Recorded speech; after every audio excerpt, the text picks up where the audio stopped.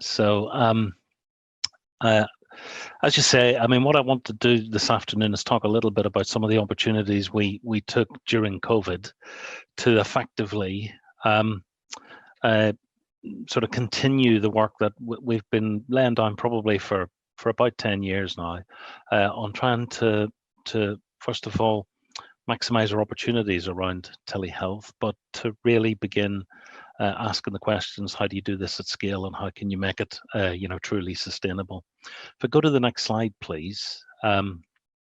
Describes a little bit about Merseyside's health challenges. I mean, just about every part of the country can tell this story, but I mean, it is pretty profound in Merseyside, the 5 boroughs that are currently identified on this bit of the map. 45% of the population live in the most deprived 20% of the neighbourhoods in England. And if you look at the sort of life expectancy issues, or the reduction in life expectancy, is pretty profound. And 26% of not 15s live in poverty. So I suppose the point of the slide actually is to say that even without COVID, we had already turned our minds to begin to think about the opportunity to provide access, capacity, management capability for people as early as possible in the sort of disease progression pathway, and to think about that in the context of how do we sort of create some more balance in our system around access demand on services in either acute services and A&E departments in primary care, or indeed for the work that we do around community services, physical community services, mental health, and so on. But of course, the other profoundly important point about the data, the bits of data sat in front of you, is COVID-19 ravaged populations that displayed significant health inequality characteristics. So, this is the story of how we'd, I think, started with the right idea, and then really used, in a sense, I hope you'll understand the phrase COVID as an opportunity, but COVID as a driver, let's say, for really starting to expand the work we've been doing. Next slide, please. So remote monitoring at scale for us has been something that we've been focusing on, as I say, for quite a long time. First phase of this was actually 2011-12 in Liverpool. And that started as a scheme with about 50 patients from community matron caseload. And then sort of between 2012-2015, it formed part of what was then the Dallas program, with a really specific aim of telehealth at scale. And at that stage, we sort of ramped up from the 50 to about 1,600 users. So it was a very significant expansion in a relatively short time. And now our telehealth hub has grown significantly. It's now nurse-led. Clinical hub with a skill mix that goes from band 3 healthcare assistants through to band 7 advanced nurse practitioners, and somewhere in the region of 25 whole-time equivalents working there. And we have a significant program, even pre-COVID, of monitoring COPD, heart failure, and diabetes. So, even pre-pandemic, we had a relatively mature remote monitoring virtual ward sort of capability. And over a 7-year period, we deployed over 13,000 patients through the system.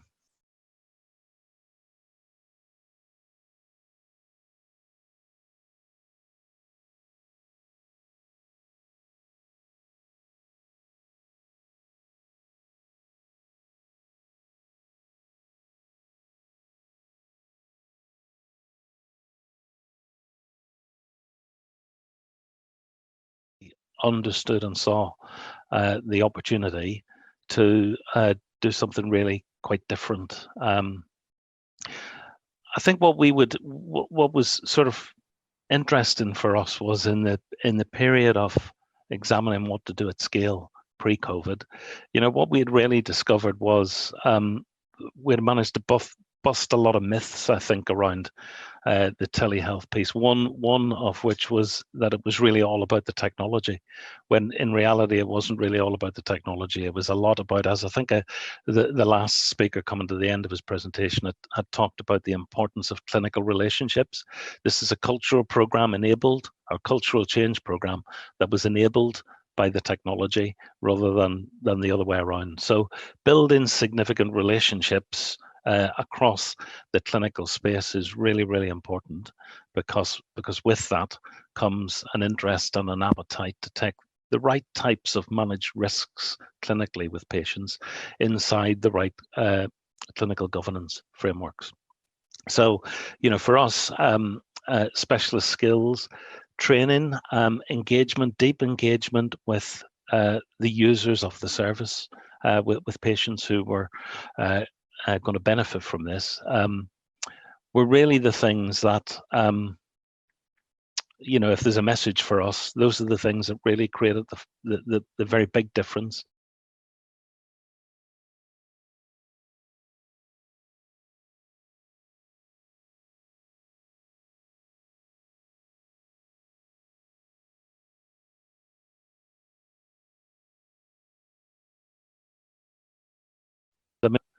And I think that's a really, really, significant figure, in the sense that I think what we've seen over time is people stand up pilot cases and so on, and in the end, when it comes to, these have been really interesting, they've done good work, but what's the sort of ROI in the business case for shifting patients from traditional healthcare provision in primary care or hospital into this sort of approach? And of course, when you reach a ratio of 1 to 400, that's really, really significant. That means that not only do you derive massive clinical benefit from these services, but actually there is a health economic benefit from this sort of approach as well. We also were able then, on the basis of having a pretty effective platform, one that didn't consume huge numbers of healthcare workers who needed to be in other places during COVID, we were then able, in the first wave, in the March-April wave of last year, to stand up 3,500, probably closer to 4,000 clinically extremely vulnerable patients with respiratory conditions, so people on the shielded list. And they were installed onto telehealth over a 2-month period. And that took, so that effectively meant we were monitoring about 6,000 patients a day as it goes. And that was really the sort of forerunner to the sort of more formal conversations about COVID oximetry at home and the COVID virtual ward. So, I mean, I think that gave us a very strong sense that this was something that we should do a great deal more of during the COVID period. Next slide shows the impact of remote monitoring. So during the pandemic, if we could move to the next slide, please. During the pandemic, we saw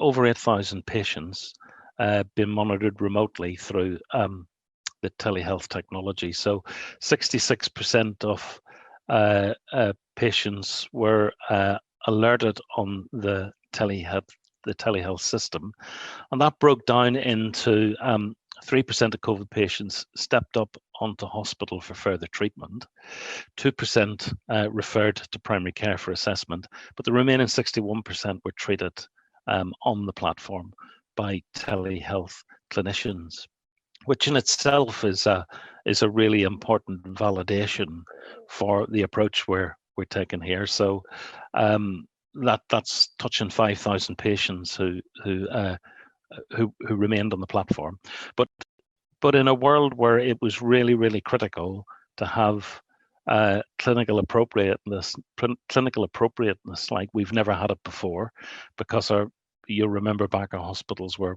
busting at the seams. Primary care was in a difficult place.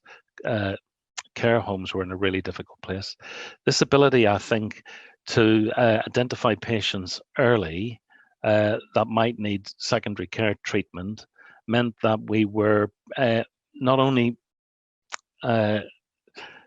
not putting those people at risk, I think, of movement into hospitals where there was, of course, a high incidence of COVID positive patients, but we were getting onto them much earlier in terms of being able to stabilize their conditions at a sort of in a much more rapid way. So good evidence there that what we attempted to set out to do was there was very, very, very good fidelity with what we intended to do. Next slide, of course, is the other aspect of this. It's not what we plan to do, and the numbers and the effectiveness and all of those sorts of things. It's the importance of the patient story and this, the true experience of the patient as we go through this. And Colin is one of our patients who said it was just like having people, beside you in your room, as if you've been in a hospital. I never felt on my own. I think the great phrase I heard was, they said, contact us anytime, day or night, in the 24-hour period, and they really meant it. So these are the stories, I think, that that sort of drive the deep value of this sort of approach. If you just look over on the next slide, if we go to the next slide, there's a little bit more there about Colin's story. It's covered actually in the Merseyside magazine. If you go on our website and download the magazine, you'll see the detail of Colin's story, which is, someone who would have very, very rapidly been admitted into hospital on the basis of his presentation, and who was able, in this instance, to be managed effectively in a home setting. So just one of literally thousands of stories that demonstrate value. So the last couple of slides are really about applying some of the learning from what we've been doing. I think there's a very, very significant workforce opportunity for us here to redesign and align the workforce to meet future needs. So if we were to begin to think about unpacking all of the non-PTL outpatient follow-up waiting lists into this type of approach, you can begin to see how elective restoration could actually feel very, very different with this sort of approach.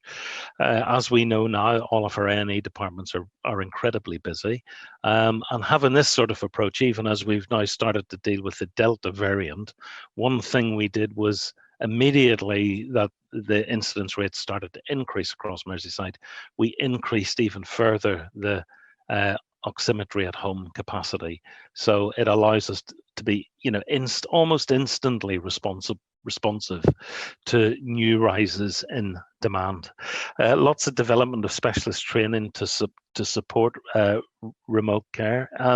It's a great system to use for recruitment and retention, for people who want to work part-time, for people who want to come back after retirement.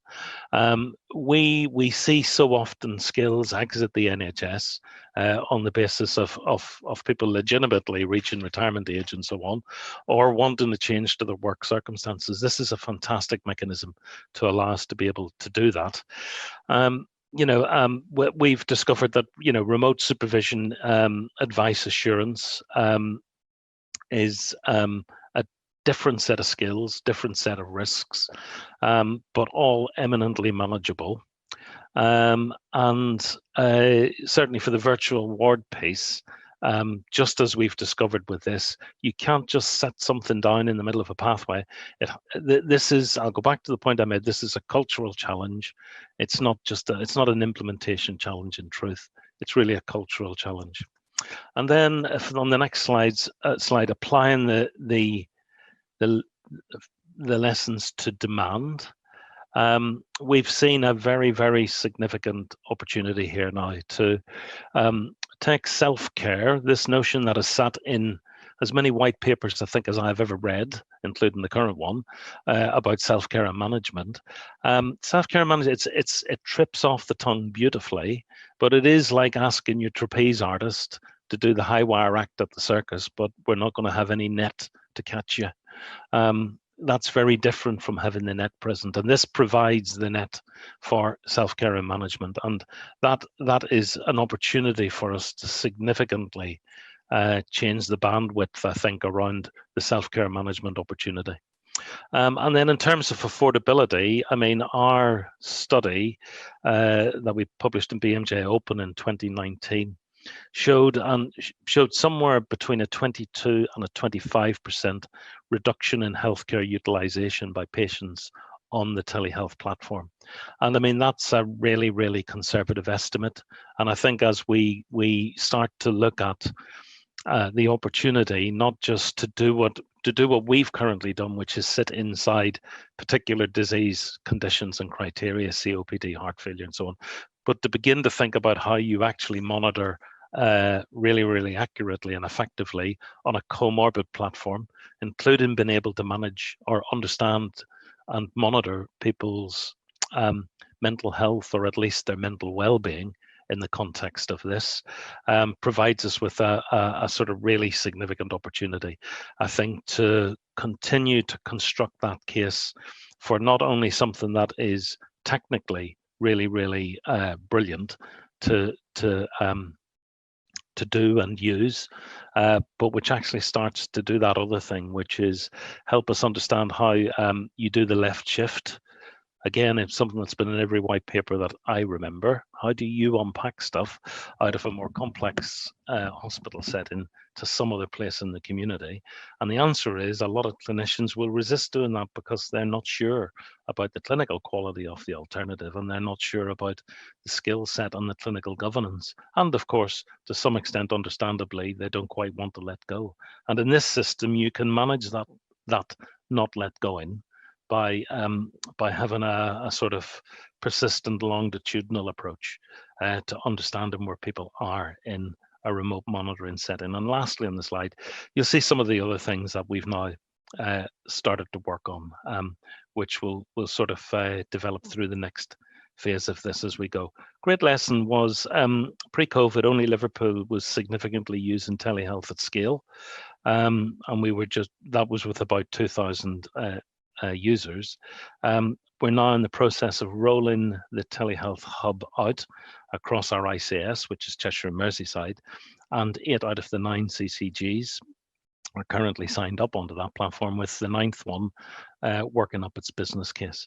So I'll stop the presentation at that point, Laura, and we can chat about this. But I suppose conclusions are, what we've been focused on for a while is not just telehealth, but the scale opportunity, understanding how to get that business case, fully established as part of the network of care services that are an open opportunity for patients, that will allow us to think about care closer to home, self-care and management, and sort of left shift dynamics. So happy to take questions or however this works from here. Yeah, no, absolutely. Thanks, Joe. I mean, brilliant presentation, and thanks for sharing, the work that you've been doing in Merseyside. And I was really interested in what you said about this being as much about cultural change, as it is implementation. And clearly Merseycare have been sort of quick off the blocks with this, not just in response to COVID, but prior to, you were already building up that. So from a leadership perspective, what conditions do you think you need in a provider to let innovation flourish? From the board to the floor, how do you create that culture within a large provider to let staff, run with this type of stuff? Yeah, so I mean, we're a sort of large and complicated organization. So I think there's about 11,500 staff, and we provide our services right across Merseyside and Cheshire. So it's not like you can just sort of lean out the window and shout, and it sort of happens. So we've been very clear right from day dot, Laura, that we created a strategic framework in which the principles for this were well laid out. So we wanted to hand over more power and autonomy to patients. We, of course, wanted to do that in a really responsible way. So I think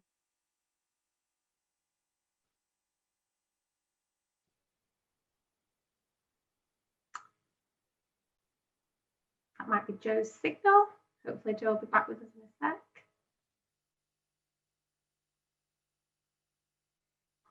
of learning for us was really to engage deeply with the patient community, understand what people really wanted, where their edges on doing this was, because we operate in communities that are, where digital deprivation can be as high as 25% of the population who have no access to the internet, never mind being digitally competent in that respect. So I think understanding consumers' limitations on this is really, really important. We started that work really early, and we did it really, really deeply. Secondly, I think what made us think that this isn't really a digital program, but it's a culture program that is digitally enabled, was I think we had quite a lot of experiences of spending a lot of money on digital infrastructure that sort of, it didn't disappoint, but it certainly didn't deliver in the way I think we thought it would. Again, deep engagement with staff is critical to lift this sort of thing off the ground, because so we've used a process for a long time called mega conversations, where we identify specific issues, like, for example, how do we enable more patients to get better care through digital interventions? And then we ask really simple questions like, why is that important? Why hasn't it happened up to now? If we were to make resources available, what would have to change to make that happen? And in many respects, that sort of engagement is a million miles away from if we had said, well, look, this is a digitally led program, and it's going to be, we're going to do loads and loads of stuff about how the technology works and so on. So that might seem a little trite, but actually the fact is that my experience has been we've often just done stuff the wrong way around. It's not often helped by the policy frameworks through which much of this happens, whereby, a national idea occurs, money's dropped down onto us, and we're told to go and do it. So it's more important to get it done, to demonstrate that it's done, rather than necessarily demonstrate that it's efficacious in that sense, or it's really engaged. But you're right. I mean, we got into it early, and there's only two sets of people you have to convince. That's patients and practitioners. But they're actually the bar to convince them is a really high bar. But once I think you've got to that place, the rest of it actually has been relatively straightforward. And the results clearly speak for themselves. I'd just be interested to know, sort of on the flip side, how often do you get the sort of ROI reporting from, we've had a question from the audience about, coupled with culture, but what about ROI? And how, important is that to you and your board, and how does that work in practice? I mean, I think it's hugely important. It's important to see the ROI, because historically change programs in the NHS have promised an ROI, and I think I said it before, they've either undercut the promise, or actually sometimes they've cost more, never mind an ROI. So I think it's very important to be focused on it. We were really, really clear that you could describe ROI in many sorts of ways. But for us, we looked at the nurse-patient ratio as a really significant indicator of ROI. In a world where we're struggling currently to fully staff our services on traditional models, it was really clear to us that the return on investment would come from safe monitoring of many more people by one individual nurse than they would have on a traditional caseload. So we keep asking the question, how do we safely push that ratio? Yeah.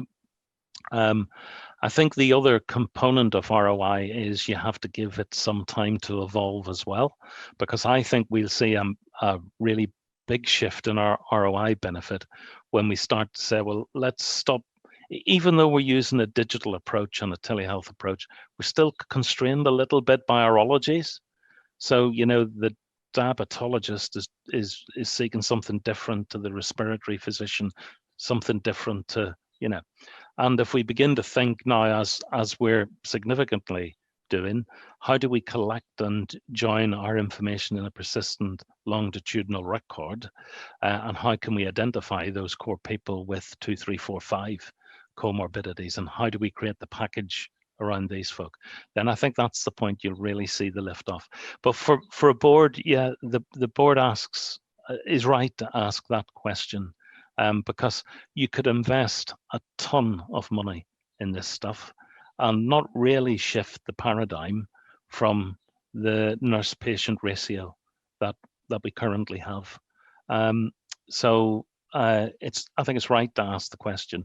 It's good to do the work because it's principally the right thing to do. But I think if we're going to really shift the dynamic and make a sustainable telehealth system come into play, then you have to demonstrate the ROI. Without that, you're not going to make any progress.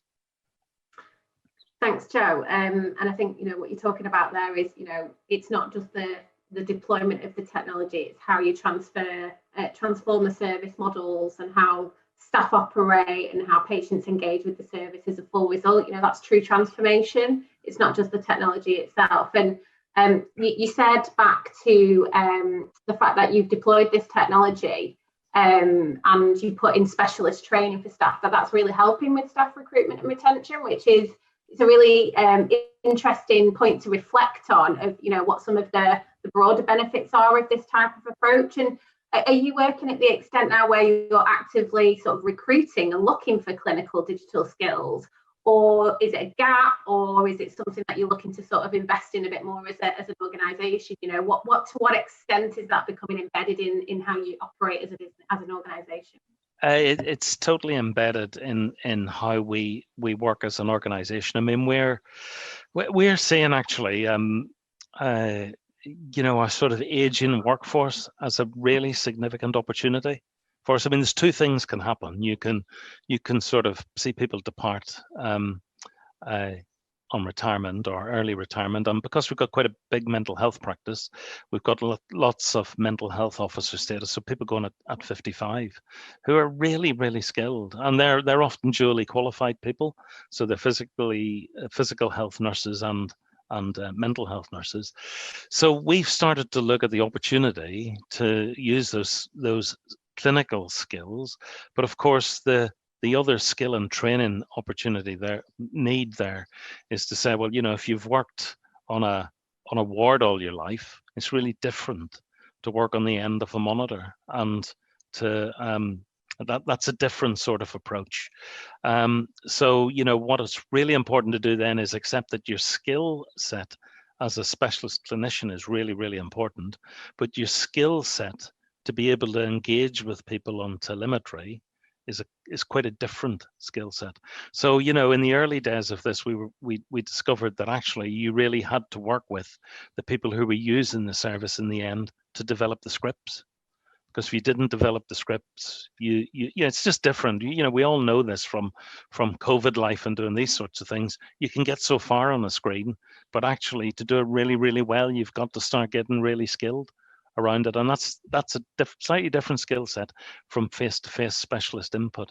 So I think understanding that bit for us has been really critical, to actually work down and work through the scripts and understand that you're almost it's like a telesales type of approach. People who do that really well do it really well because they're trained really well, and then they know how to get people from one mindset into another in that respect. And I think with all of this, Joe, obviously, investment in the technology, investment in the people, and the training and the change. We've had a great question come through from the audience, and this is probably our final question: is how do you prioritise investment in digital out with everything else that you've got to invest in as an organisation, running the estate, etc., the ongoing sort of efficiencies that trusts are sort of hit with? But how do you prioritise investment in digital moving forward to drive this sort of transformation? It's a really great question. I think what we would say is how do you absolutely prioritise investment in the very best possible type of patient care, and that might be digital.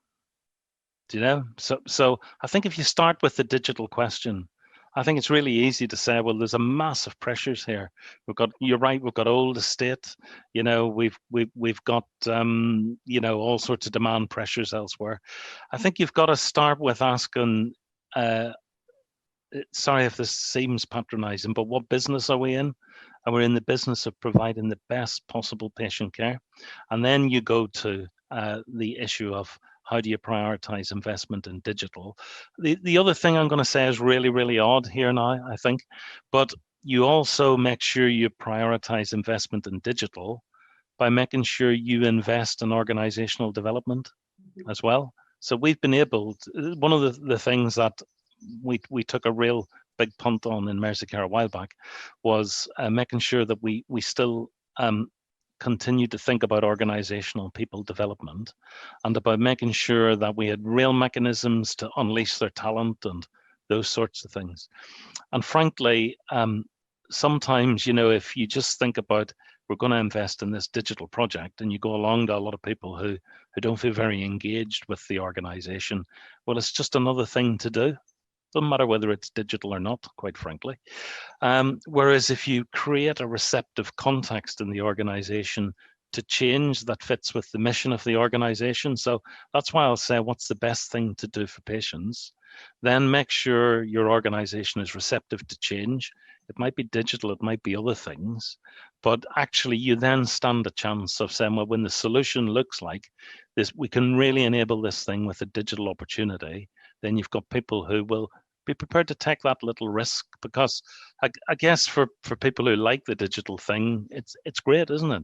But not everybody likes the digital thing. Some people are actually pretty petrified by it. And some of those people are really skilled clinicians who are petrified by it. So getting a receptive context is, for me, the thing without which none of this stuff really sort of works. So that would be, I know Breed has said, well, what would the 3 things for your exact team be?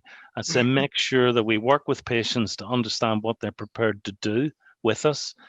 And then secondly, work with staff to make sure that there's a receptive context for the change. The rest of it sort of happens. And in a digital world, I mean, there are so many opportunities now that it's not that hard to make the investment at that stage then. Absolutely. And earlier we heard from Rosa, an organisation called Habitat. I don't know if you've come across them, Joe, but they are sort of leaders in digital inclusion. And, we talk so much about digital inclusion from a sort of public and patient perspective, but perhaps we don't talk enough about it from a staff perspective as well. And we need to develop programmes of work that's sort of building digital inclusion for staff as much as it does for patients. And I think that's come through really clearly in some of the commentary you said. So, Joe, that's all we've got time for this afternoon. Okay. And it's been wonderful to hear about the work you've done in Merseyside. Just so everybody knows, we have developed a sort of detailed case study on the work of the Merseyside team, and that'll be published over the next couple of weeks as we finalise that. So we'll share that out via the Future NHS platform. But Joe, thanks so much for your time this afternoon. Really appreciate you joining us. It's a pleasure. Okay. Thanks very much. Bye.